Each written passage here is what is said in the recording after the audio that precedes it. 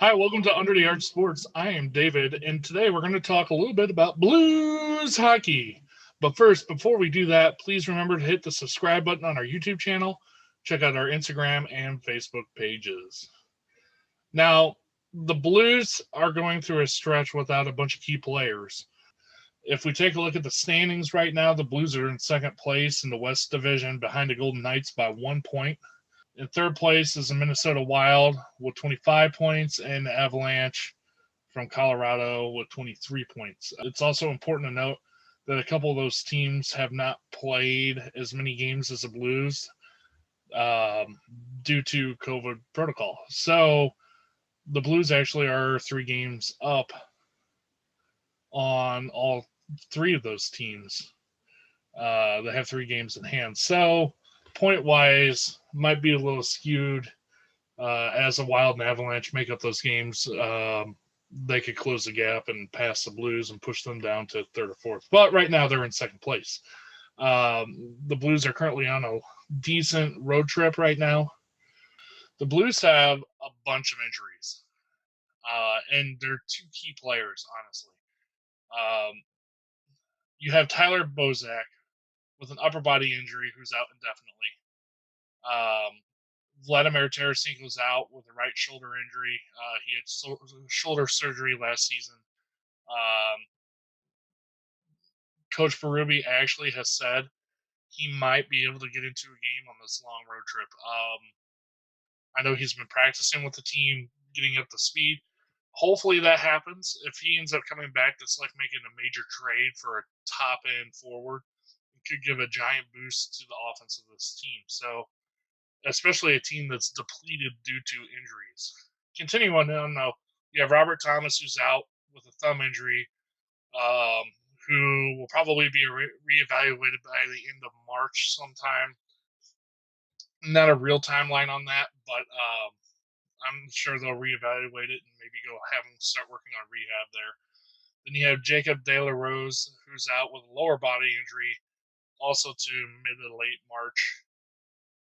Next, you have Ivan Barbashev, who had an ankle injury. He's looking around early April with a possible timeline of coming back. Again, these are all subjective. They could change based on how the injuries are healing.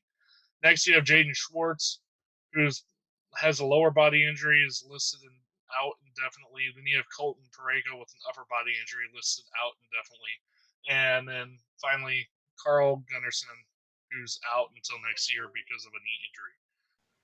Berube is not going into detail on what those injuries are, the upper body, lower body, and part of that is because he wants to protect his players when they do, if and when they do come back healthy.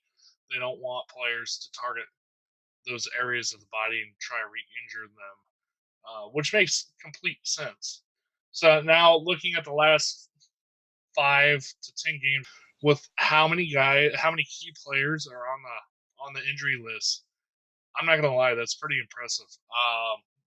They're playing 500 hockey. It's not really what you want to see if you want to be in the top 4. However, they're holding on in the top 4 right now, and if they can get a couple of these guys back, I know Tarasenko might be back on this road trip, and they might get a couple more guys in a week or 2 as they heal up. It could be a huge lift for this team, and it could present them an opportunity to go on a run here as the season is coming closer and closer to an end. I know there's still plenty of hockey left, but as these guys get healthy and come back, you're adding a fresh set of legs to the team each time one of these players comes back, and it could provide a huge boost for a team and potentially give them the energy and poise to go on a major run, not only to the end, on the sprint to the end of the season, but to the playoffs. So it'll be great to see Tarasenko on the ice again, whenever that might be. Hopefully it's on this road trip, and hopefully as the Blues start to get healthy, they can pull their game back together and start going on a major run. Keep yourself up to date with all the Blues information and action as we continue to report upon it. Thank you for watching Under the Arch Sports, and have a good day.